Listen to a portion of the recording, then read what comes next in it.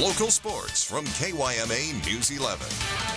I just feel bad for the kids and for the coaches. They've been working real hard the last couple months to try to get ready for the season, and unfortunately, it's not going to happen. Prep winter sports cancellations continue to expand. Welcome back, everyone. Just 2 days after the Antelope Union High School District put an end to its winter sports season for 2021, that movement has expanded statewide. Earlier today, the Arizona Interscholastic Association's Executive Board voted in favor of canceling all winter sports activities in its associated schools, including all the schools in the Yuma area.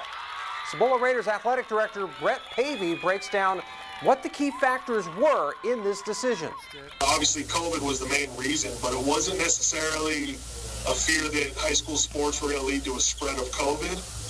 One of the things that was brought up was hospitals are in maximum capacity throughout the state, and they were concerned that an athlete, if they were to be injured or require treatment, that hospital space might not be available for them due to COVID.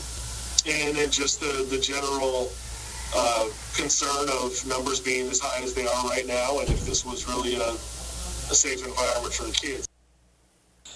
As of right now, YUHSD still plans on participating in the spring sports arena, with practices scheduled to begin on March 1st.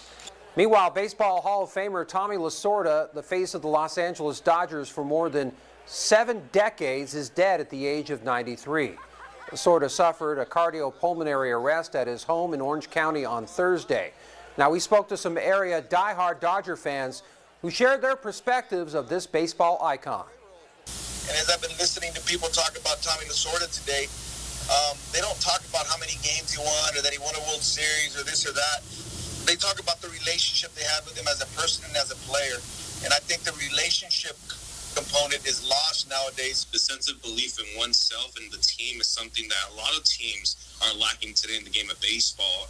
And Tommy Lasorda was one of the examples of that being true, of you being able to believe in yourself and your team. The one thing that sort of stuck with me is, and I think the one thing that he will teach me, and his legacy will teach me, is just hope for the best in the future, and just be optimistic for the future and be open to whatever the future brings you. Lasorda will definitely be missed. Well, finishing on a positive note, the NFL playoffs begin this weekend. The third game on the schedule for Saturday will feature the Washington football team taking on Tom Brady and Tampa Bay here on NBC. Mike Tirico, Rodney Harrison, and Tony Dungy bring us a preview.